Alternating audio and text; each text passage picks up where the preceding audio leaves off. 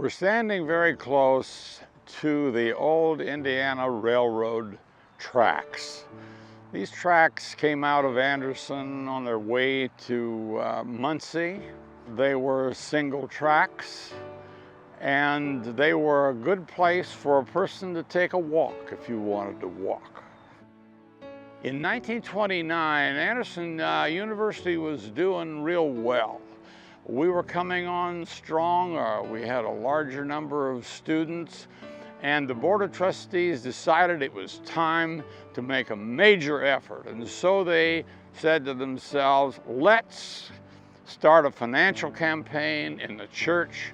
We'll ask every church to support a campaign to raise $500,000. Now, in the late 20s, that was a lot of money. But the economy was looking good, the stock market was up, and everything looked fine. And in the first few months of the campaign, more than $200,000 of pledges were raised. So everyone was feeling very good about it. And then this crash of the stock market came, and that changed everything. We had faculty members that had not been paid for 6 months.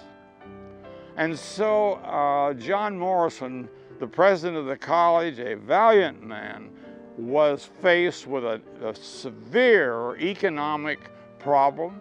And as time went on and we went through the Depression, students didn't have enough money to come to school and pay even a very modest amount of money for their tuition. So enrollment was going down, finances were in very, very difficult shape, and then the most difficult thing of all came along.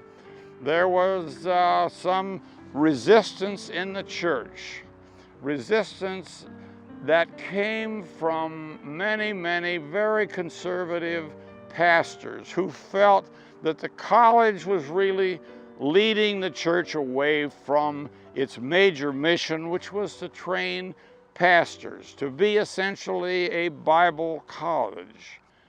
Now, John Morrison, who had not been paid for 6 months, and my father was his closest friend and confidant.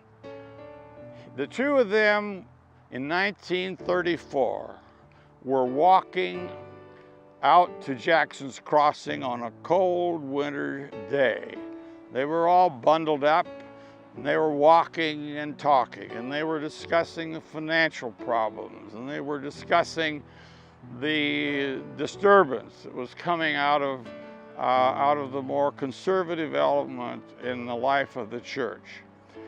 And the very thought that Anderson College itself might be closed was a thought that was difficult for my father and John Morrison to wrestle with.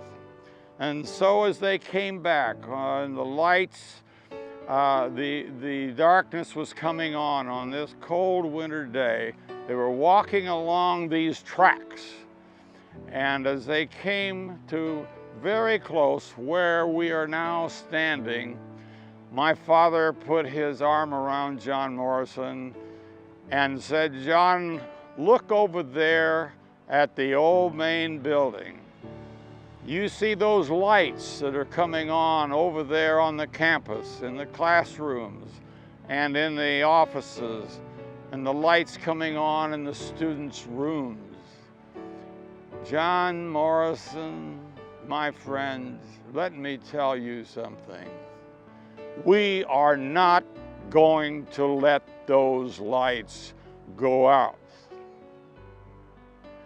Many years later, when I came to Anderson to work as Dr. Morrison's assistant, he used to tell me this story, and about how at that moment when he was